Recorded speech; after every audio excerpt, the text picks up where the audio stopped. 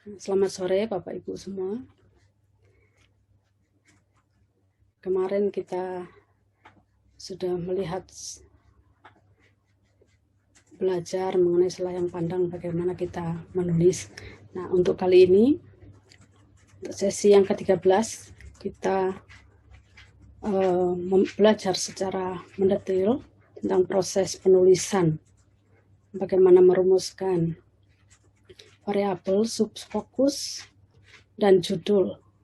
Rumusan masalah, juga dengan kajian teoretik dan hipotesis.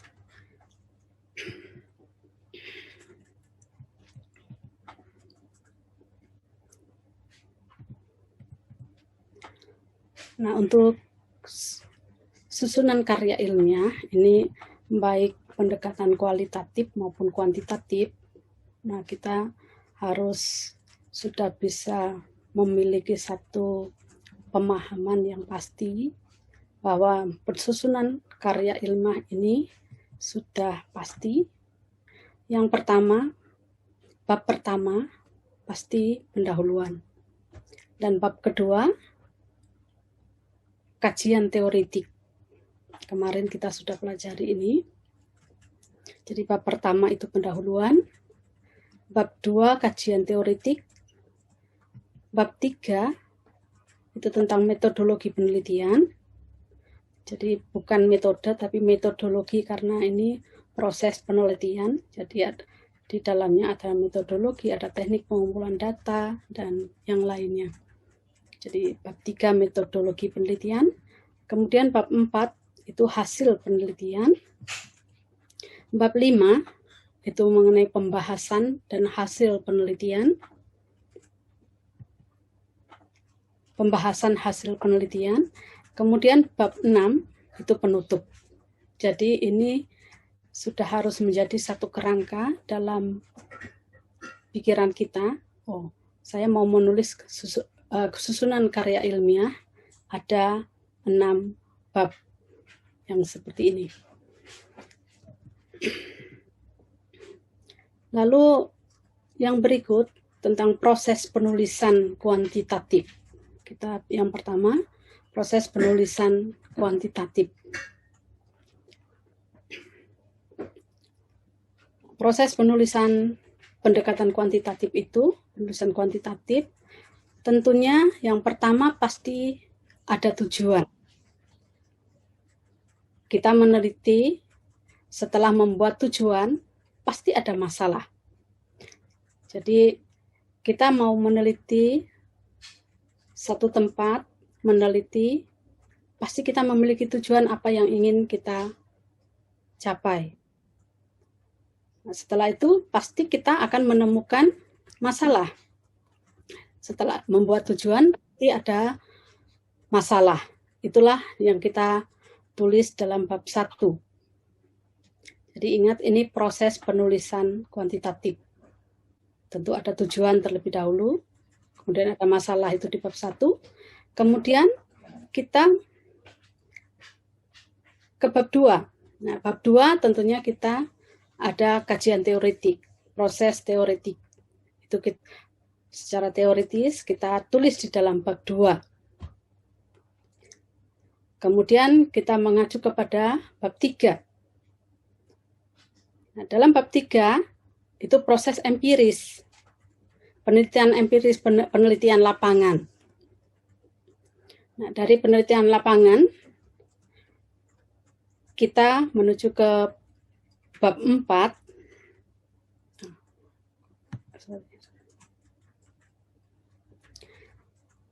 Bab 4 yaitu dari hasil data penelitian lapangan, kita menghasilkan satu data hasil penelitian lapangan. Nah, di bab 4 sini kita mendeskripsikannya apa adanya yang kita dapatkan di lapangan. Tentunya kalau kuantitatif, kita menuliskannya dengan menggunakan statistik. Jadi perhitungan, angka-angka, seperti itu. Kemudian kita yang kelima yaitu bab 5 ada uji hipotesis. Nah, dalam bab 5 ini apakah data yang kita analisis dari bab 4, nah, di situ mendukung atau menolak teori bab 2 yang ada di bab 2 yang kita sudah tuliskan, yang kita sudah paparkan di situ, sudah tuliskan di bab 2. Nah, ini ada uji hipotesis, itu di bab 5. Nah, di sini kita menemukan hipotesis, kemudian kita menyimpulkannya, kita memberikan satu kesimpulan. Kalau hipotesis ada 2, ya kesimpulan ada 2. Dari kesimpulan itu, kita menarik satu implikasi. Jadi, di bab 6, kesimpulan dan implikasi. Ini penutup, bab 6 ini penutup, berisi 2, kesimpulan dan implikasi. Nah, dari kesimpulan, kalau kita memiliki 2 hipotesis, otomatis ada 2 kesimpulan. Nah, dari kesimpulan kita tarik implikasinya. Nah, biasanya implikasi itu pasti benar, bukan yang salah. Implikasi itu benar. Contohnya, saya lapar. Apakah saya akan mencuri? Tidak mungkin. Itu hal yang salah. Kalau saya lapar, otomatis saya harus kerja keras supaya bisa makan. Nah, demikian juga Bapak Ibu membuat satu implikasi harus sesuai dengan hipotesis yang Bapak Ibu dapatkan. Karena di sini data hasil ini diuji hipotesis dengan teoretik, ada kalanya diterima, ada kalanya ditolak. Jadi itu sesuai dengan hasil penelitian Bapak Ibu. Kemudian yang berikut, proses penulisan kualitatif. Tadi itu kuantitatif, nah sekarang proses penulisan kualitatif. Kalau kita melihat gambar, sama. Yang pertama, adanya tujuan. Dari tujuan yang kita buat, jadi kebanyakan orang itu meneliti, kalau non orang teologi ya biasanya meneliti itu karena ada masalah, karena mau menyelesaikan masalah. Tetapi kita bukan. Tapi kita di sini ingin menemukan. Jadi bukan untuk menyelesaikan masalah. Nah, ada tujuan sama dengan proses penulisan kuantitatif. Yang pertama, tentunya ada tujuan. Dari tujuan itu kita muncul masalah. Itu kita tulis di dalam bab 1. Kemudian dalam bab 2 itu studi literatur. Kenapa di sini? Yaitu kajian teoretik kita menuliskan, mendata. Kemudian bab 3 ada studi lapangan. Dari bab 2 kita menemukan, kemudian kita mengadakan studi lapangan. Di sini kita mengadakan penelitian lapangan. Kemudian sama di bab 4 kita menemukan data atau hasil dari penelitian lapangan. Kita deskripsikan, kita sajikan di sini dalam bab 4. Kemudian ada sintesis antara ini, ada bab 2 dengan bab 4. Apakah bab 4 ini sudah sesuai dengan bab 2? Nah, kita sintesiskan, kita bahas di dalam bab 5. Kemudian kita simpulkan dari hasil sintesis bab 5 ini. Bab 5 kita menuju bab 6, yaitu kita simpulkan. Nah, saya memberikan satu contoh. Nah, kalau kita, contohnya kita mau meneliti Mazmur 23 tentang Tuhan adalah gembalaku yang baik.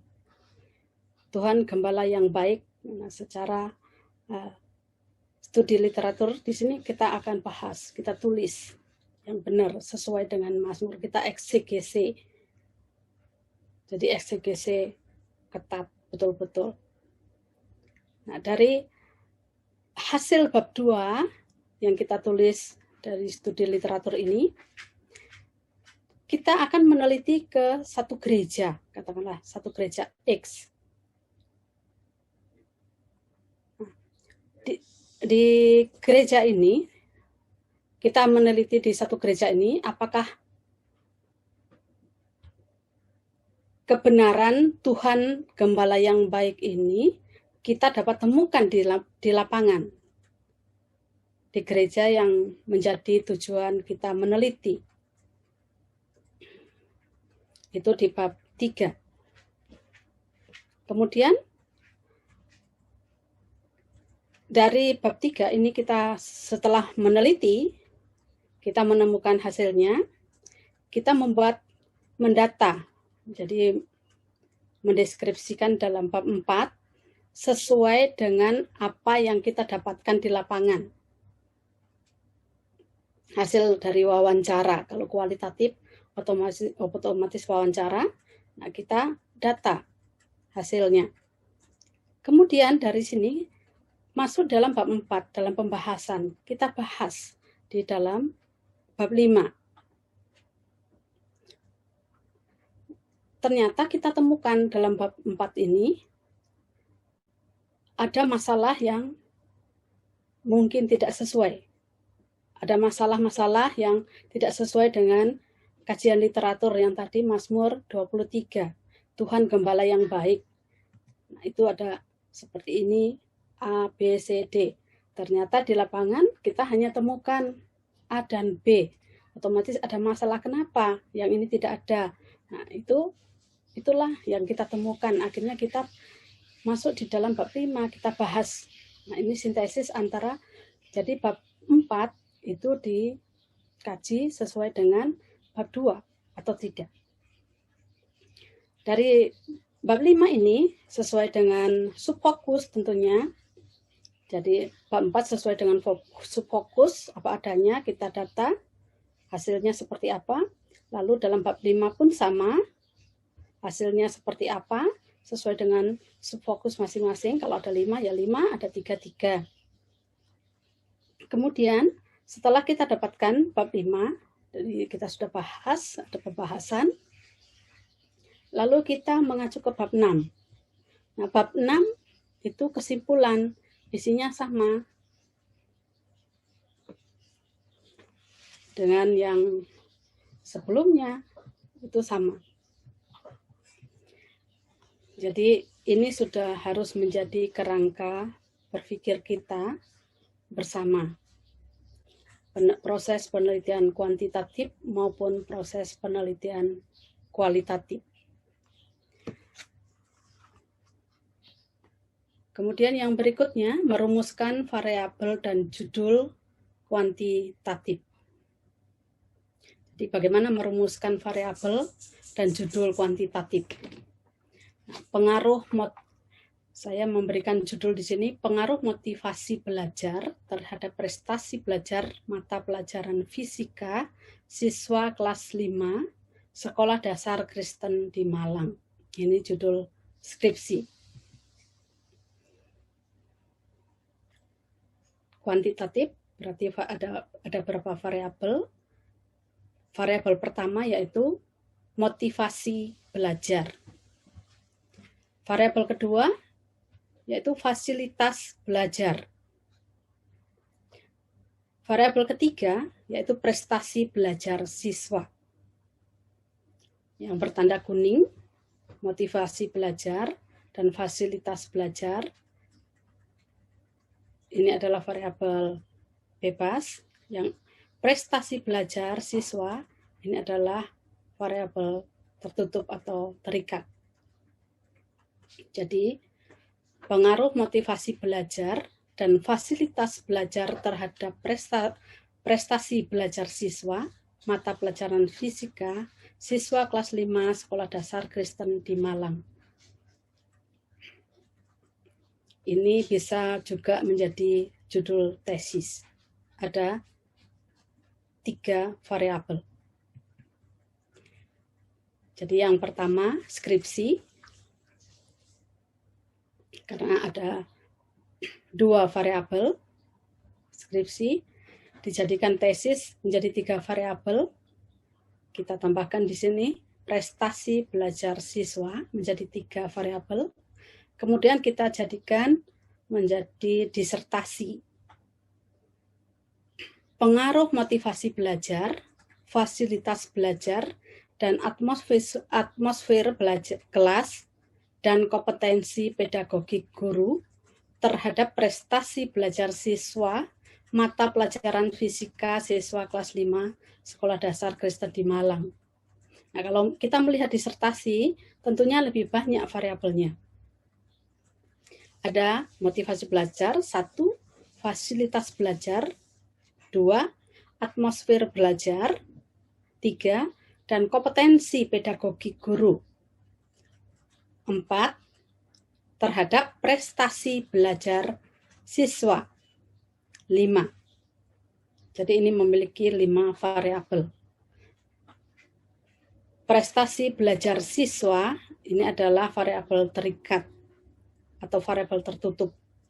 Yang berwarna kuning ini adalah variabel terbuka atau variabel bebas.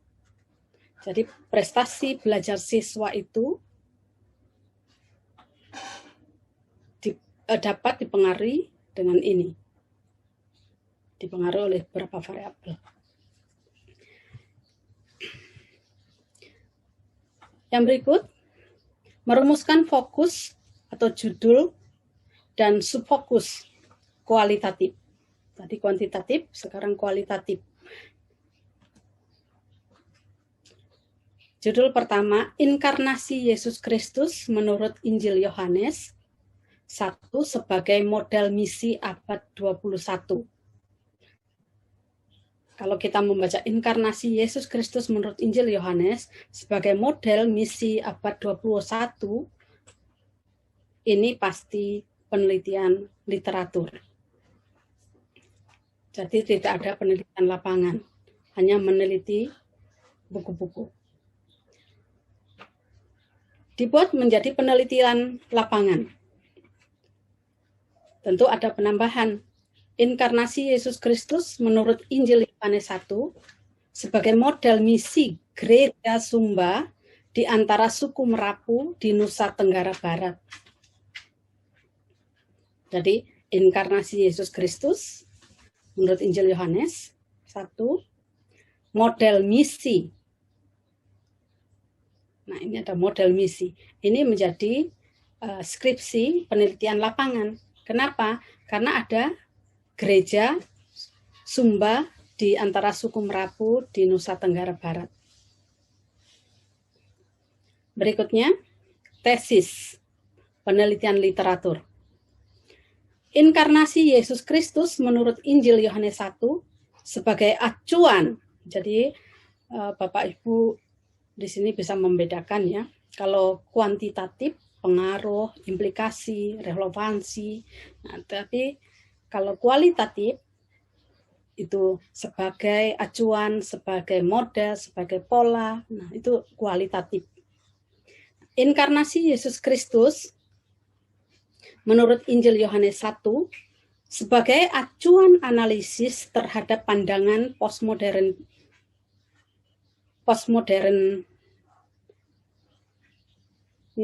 mengenai misi kontekstual postmodern. Kebanyakan I.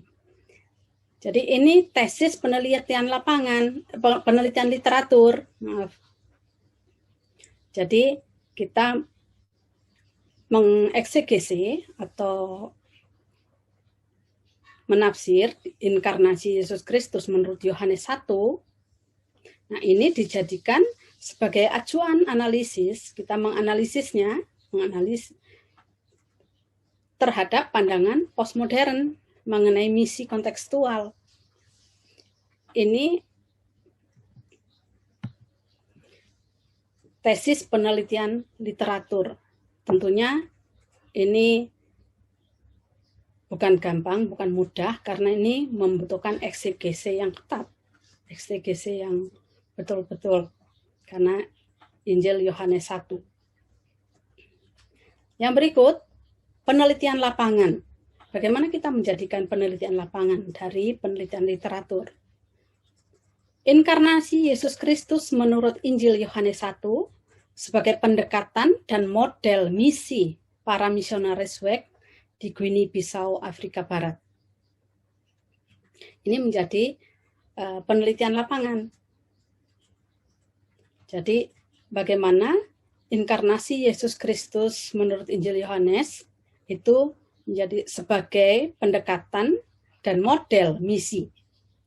Sebagai pendekatan dan model misi para misionaris yang berada misionaris WEC di Guinea-Bissau, Afrika Barat. Tentunya Bapak Ibu sudah mulai memahami. Yang berikut, subfokus paper dan skripsi kualitatif literaturnya. Inkarnasi Yesus Kristus menurut Yohanes pasal 1 ayat 14 sebagai model misi lintas budaya. Jadi berubah lagi. Sebagai model misi lintas budaya. Ini kualitatif literatur. Yang pertama, kita akan melihat pendahuluan. Jadi bab pertama, pendahuluan. Kalau paper, ini bisa paper, bisa skripsi. Kalau paper otomatis 1, 2, 3, 4, seperti itu. Kalau skripsi berarti nomor 1 diganti bab 1, bab 2, bab 3, bab 4. Jadi yang pertama itu pendahuluan. Yang kedua, inkarnasi Yesus Kristus menurut Yohanes pasal 1 ayat 14. Ini hasil penelitian. Eksegese murni. Jadi kita mengeksegese Yohanes pasal 1 ayat 14. Ini hasil penelitian, kita meneliti literatur. Buku-buku. Jadi eksegese murni. Lalu yang ketiga, bab 3, nomor 3 paper atau bab 4 tentunya kalau skripsi ya. Karena pendahuluan itu bab 1, bab 2, lalu bab 3. Bab 3 yaitu hakikat misi lintas budaya.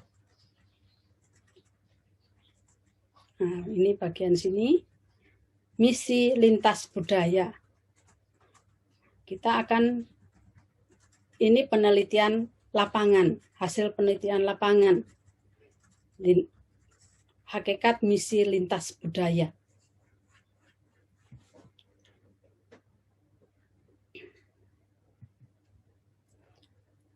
Lalu bab 4. Bab 3 penelitian.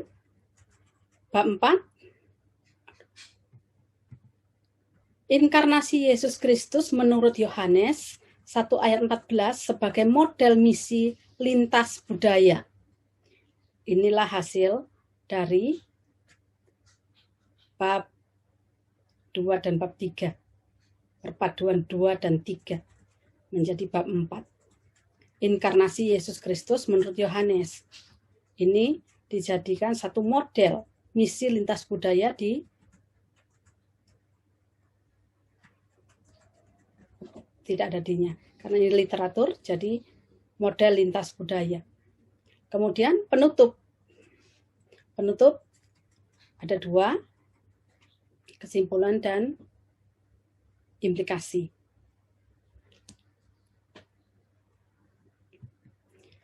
Yang berikut, subfokus contoh skripsi kualitatif lapangan. Tadi literatur, nah sekarang kualitatif lapangan. Dengan judul Inkarnasi Yesus Kristus menurut Yohanes 1 ayat 14 sebagai model misi lintas budaya bagi kepercayaan Hinduisme mengenai reinkarnasi di lingkungan Gereja Kristen Bali.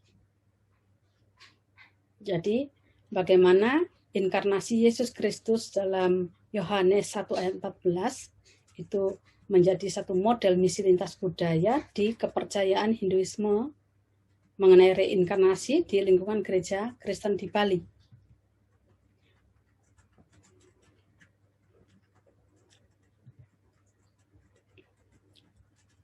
Subfokus pertama Itu inkarnasi Yesus Kristus menurut Yohanes 1. Subfokus kedua yaitu misi lintas budaya. Subfokus ketiga, kepercayaan Hinduisme mengenai reinkarnasi. Jadi di sini kepercayaan Hinduisme mengenai reinkarnasi. Kita meneliti sejauh mana kepercayaan Hinduisme mengenai reinkarnasi.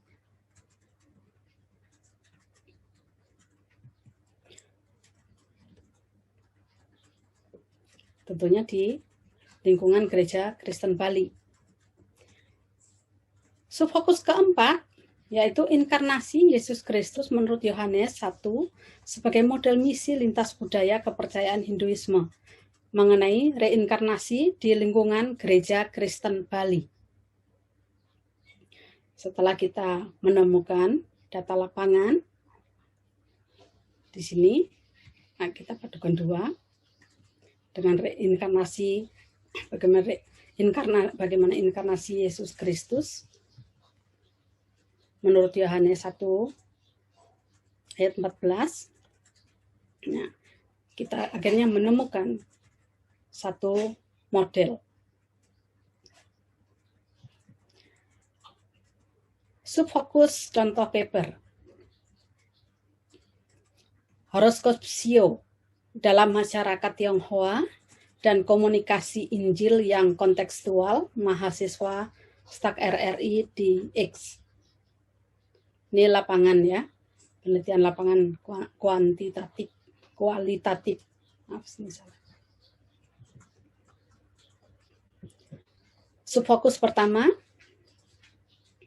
horoskop Sio dalam masyarakat Tionghoa. Ini tentunya penelitian ini yaitu yang ideal.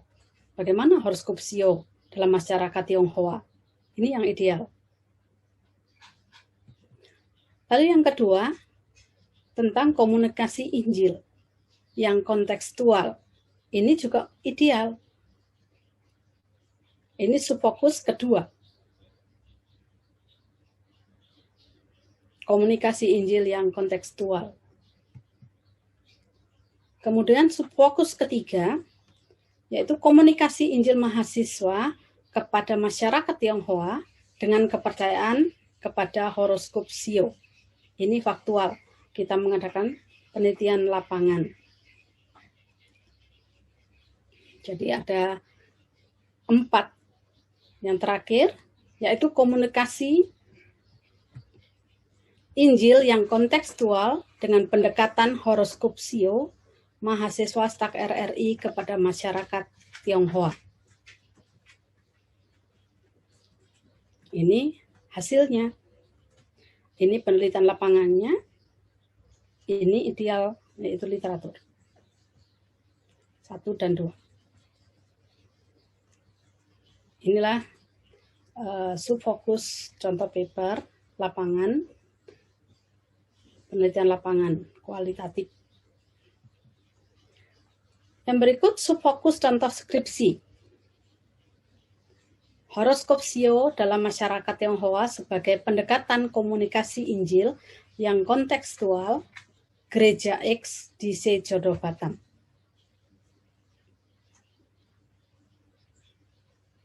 Jadi subfokus contoh skripsi. Horoskop Sio dalam masyarakat Tionghoa. Yang kedua, komunikasi Injil yang kontekstual. Ada 2 subfokus. Bab 2, kajian literatur. Nah, kita bisa tulis sekitar 40 halaman. Nah, di antaranya isinya yaitu yang pertama, horoskop Sio dalam masyarakat Tionghoa. Itu yang pertama kita bisa tulis. Yang kedua, komunikasi Injil yang kontekstual. Jadi kita harus lihat di atas ini bab 2. Penulisan bab 2, kajian literatur. Yang pertama, horoskop Sio dalam masyarakat Tionghoa. Mungkin, nah di sini harus sesuai dengan pokok bahasan.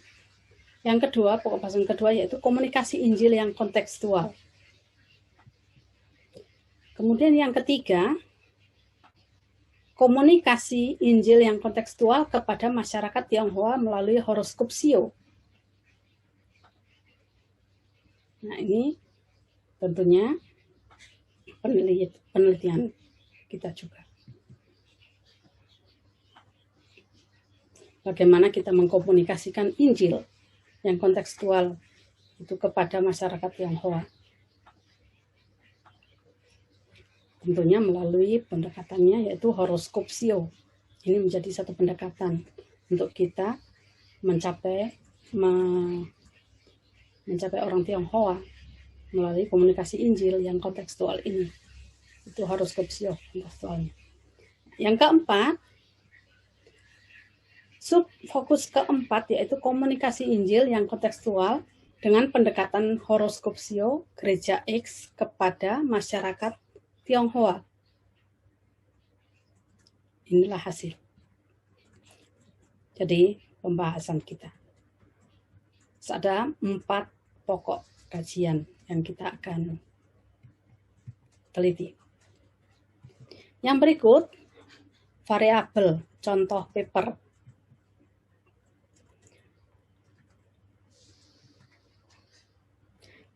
Ini contoh paper, pengaruh keyakinan panggilan Allah untuk studi teologi terhadap prestasi belajar mahasiswa Sekolah Tinggi Agama Kristen Reform Remnant Internasional.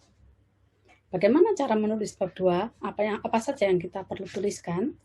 Nah, di sini kita akan melihat yang kuning ini adalah variabel pertama. Keyakinan panggilan Allah untuk studi teologi. Ini kalau ada kata pengaruh di depan, ini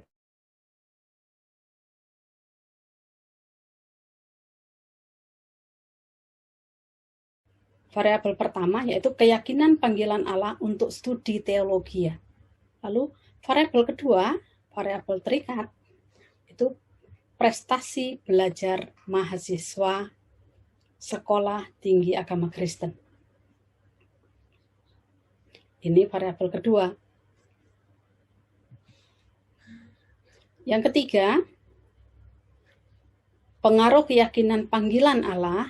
Jadi yang bab 2, yang pertama ini kita tulis, yang kedua prestasi belajar mahasiswa, yang ketiga apa pengaruhnya keyakinan panggilan Allah untuk studi teologi terhadap prestasi belajar mahasiswa. Yang berikut, hipotesis. Contoh paper atau skripsi. Bisa paper, bisa skripsi. Judul, pengaruh pelayanan konseling pribadi terhadap moralitas siswa di Sekolah Menengah Pertama Kristen di Malang. Ini judulnya. Pengaruh pelayanan konseling pribadi terhadap moralitas siswa di Sekolah Menengah Pertama. Bagaimana hipotesisnya? Pelayanan konseling pribadi memengaruhi secara positif terhadap moralitas siswa SMP Kristen Malang. Ini adalah studi komparasi. Jadi kita melihat moralitas siswa, bagaimana moralitas siswa itu dipengaruhi oleh pelayanan konseling. Kalau kita meneliti, membandingkan, komparasi ya, meneliti siswa yang mungkin sudah pada dasarnya memiliki karakter yang baik, tetapi setelah dia mendapatkan konseling pribadi mungkin akan lebih baik kelakuannya dan lain sebagainya. Nah, untuk ex post facto sini komparasi untuk kita mendapatkan perbandingan bagaimana mendapatkan perbandingan mahasiswa yang baik dan yang tidak baik, tentunya kita harus meneliti dua kelompok. Yang pertama, siswa yang mendapatkan pelayanan konseling, sejauh mana dia, apakah itu memengaruhi secara positif terhadap moralitasnya. Juga bagaimana siswa yang tidak mendapatkan pelayanan konseling pribadi. Bagaimana memengaruhi secara positif atau bagaimana hasilnya akan kita dapatkan. Itu perbandingan untuk kita mendapatkan hasil. Inilah hipotesisnya. Jadi menggunakan ex post facto, yaitu komparasi atau perbandingan. Rumusan masalah. Dengan judul Pengaruh Keyakinan Panggilan Allah untuk Studi Teologi terhadap Prestasi Belajar Mahasiswa Sekolah Tinggi Agama Kristen Reform Remnant Internasional. Bagaimana membuat rumusan masalah? Rumusan masalah yang pertama, kalau membuat rumusan masalah berarti harus dalam bentuk bertanya. Kita akan melihat yang pertama di sini warna kuning. Ini variabel pertama. Apa keyakinan panggilan Allah untuk studi teologi? Ini menjadi bab 2, kajian literatur. Yang kedua, warna hijau, prestasi belajar mahasiswa. Bagaimana prestasi belajar mahasiswa Sekolah Tinggi Agama Kristen? Nah, ini variabel terikat.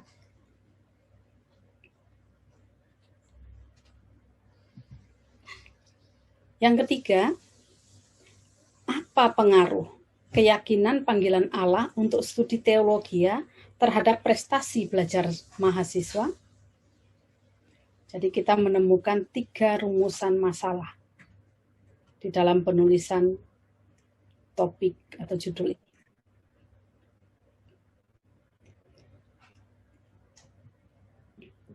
Hipotesis.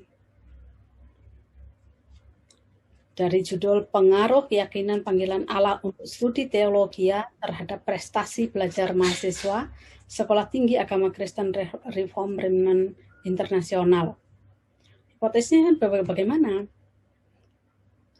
Kita temukan rumusan masalah. Rumusan masalahnya, keyakinan panggilan Allah untuk studi teologi berpengaruh terhadap prestasi belajar mahasiswa.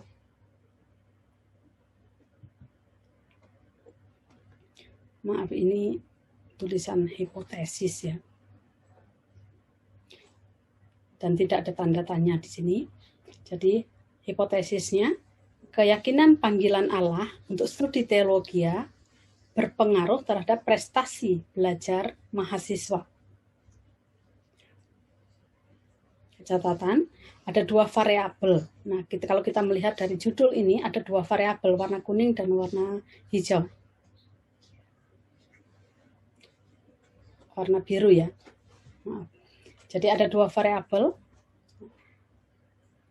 1 hipotesis, ya, dua variabel, ini sama dengan 1 hipotesis. Ada 3 variabel, berarti ada 2 hipotesis. Kalau ada 4 variabel, itu bisa 4 atau 5 hipotesis. Kalau kita membuat 1 hipotesis. Kalau ini 2 variabel, otomatis ada 1 hipotesis. Jadi ini hipotesis, bukan rumusan masalah, tapi hipotesis. Jadi kalau 2 variabel akan menemukan 1 hipotesis. Kalau 3 variabel pasti 2 hipotesis. Kalau 4 bisa 4 sampai 5 hipotesis kita akan temukan.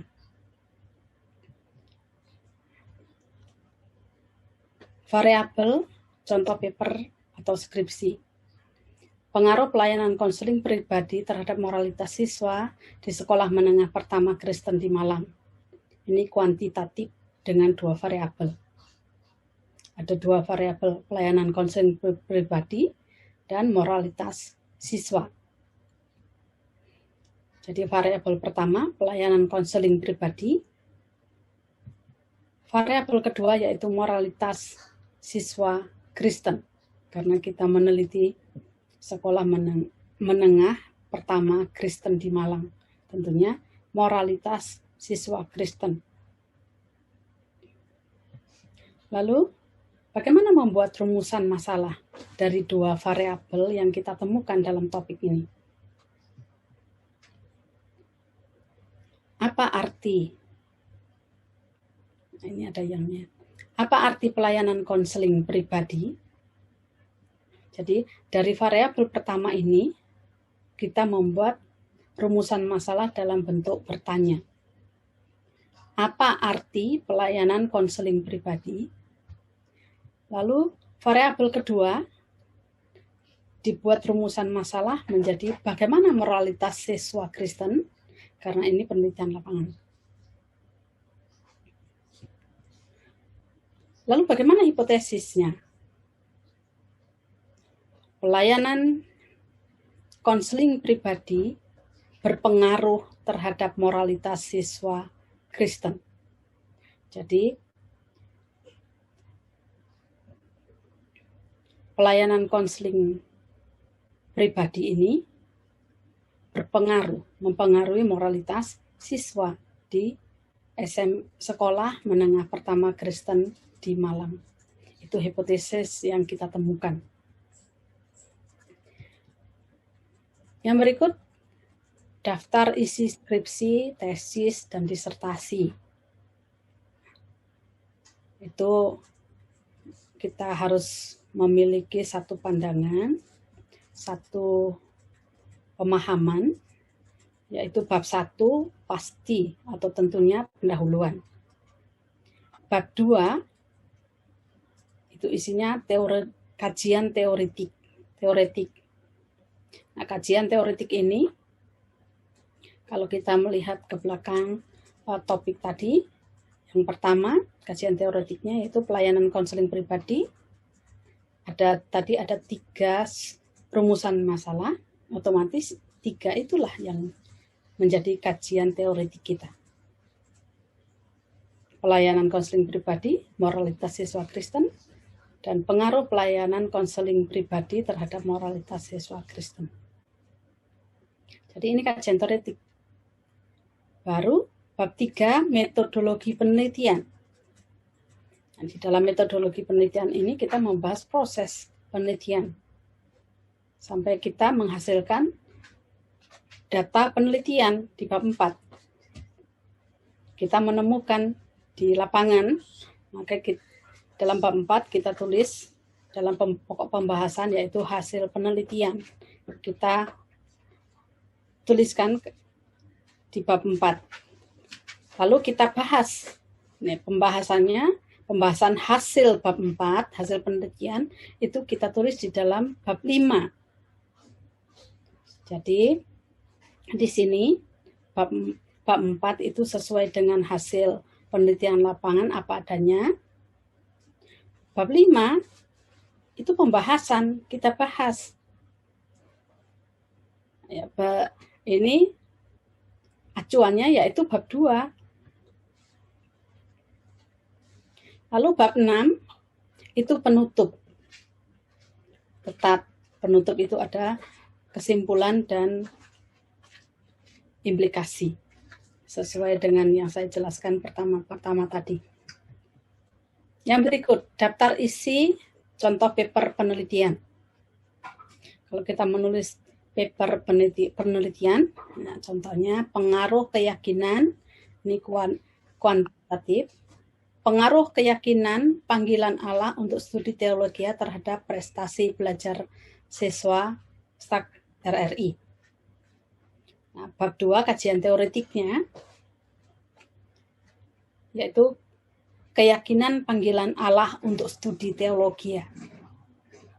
Kedua, prestasi belajar mahasiswa STAK RRI. Nah, kenapa hanya di bab 2 tidak boleh ada kata STAK RRI? Mengapa? karena ini kajian teoretik di bab 2. Ya, ada stak RRI nanti setelah di penelitian lapangan. Lalu yang ketiga, kajian teoretik yang ketiga yaitu pengaruh keyakinan panggilan Allah untuk studi teologi terhadap prestasi belajar mahasiswa. Ini pun sama, tidak boleh ada stak RRI karena ini kajian teoretik yang ideal. Hipotesis contoh paper penelitian dengan judul Pengaruh Keyakinan Panggilan Allah untuk Studi Teologi terhadap Prestasi Belajar Mahasiswa stak RRI. Bagaimana hipotesisnya?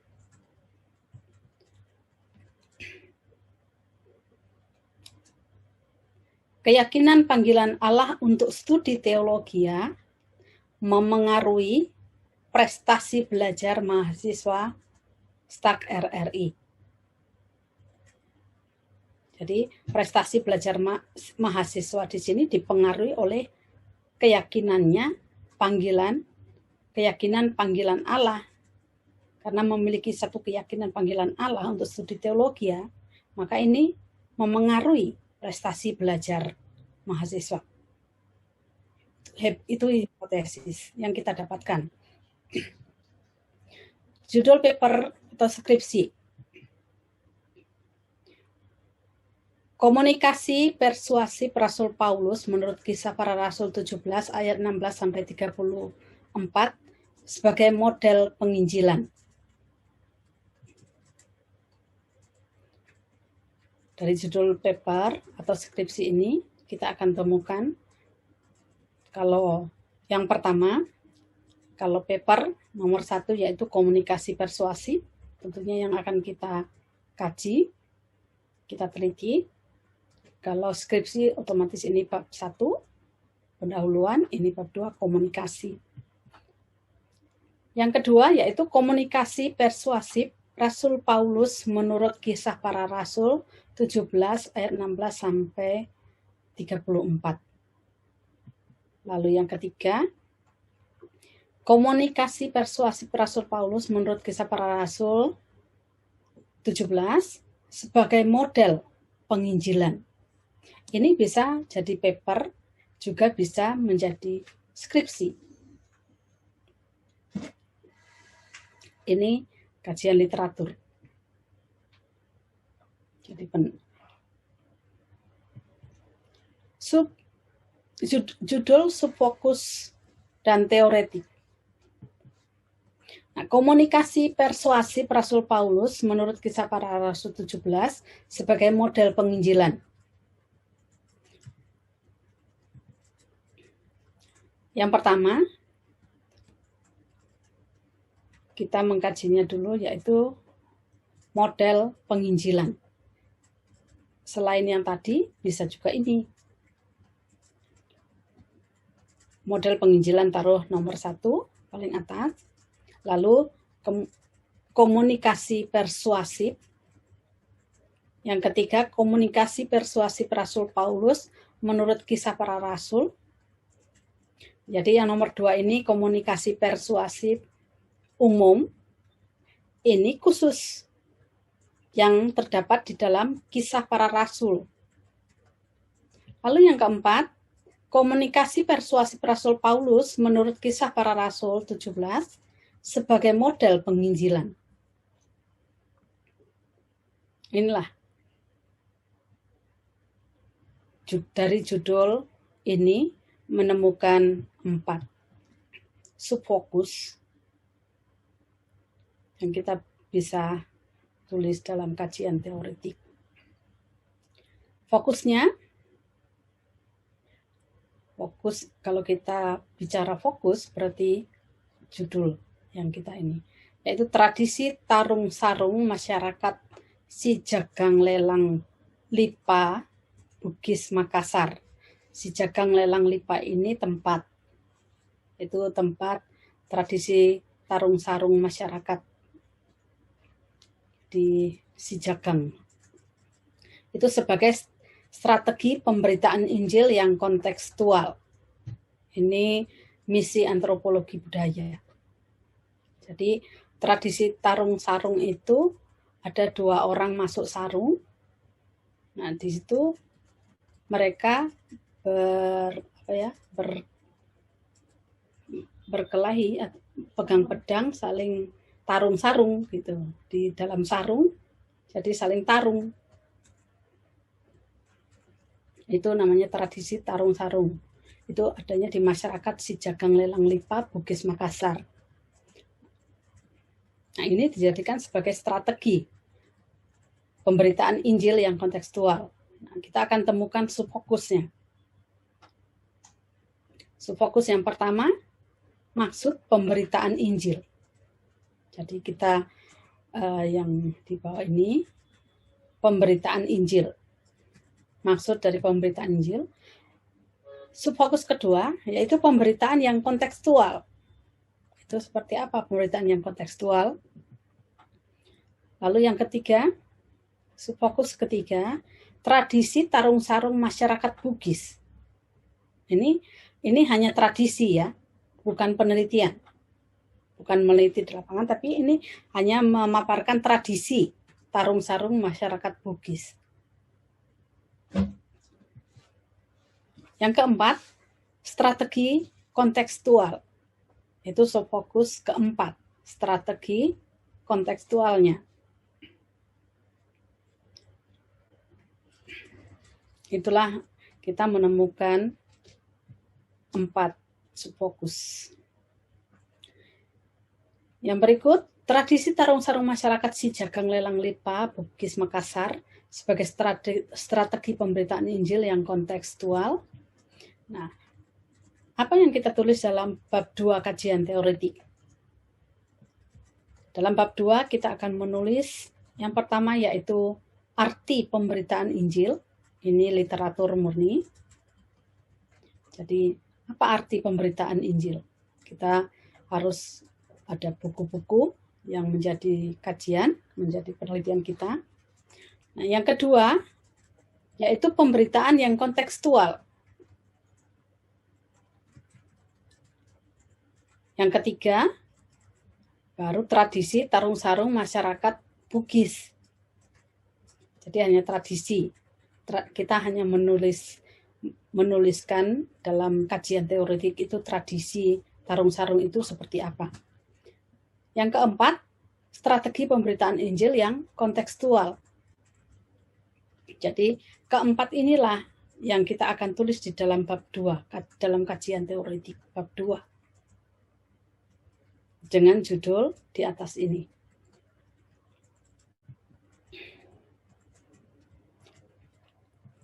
Nah, kita sampai di penghujung.